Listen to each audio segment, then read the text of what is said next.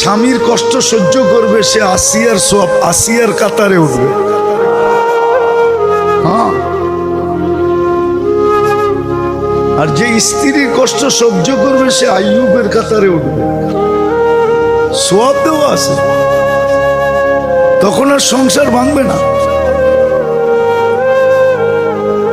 সংসার ভাঙবে না, বরং আরো মজবুত হবে, বরং আরো কি হবে?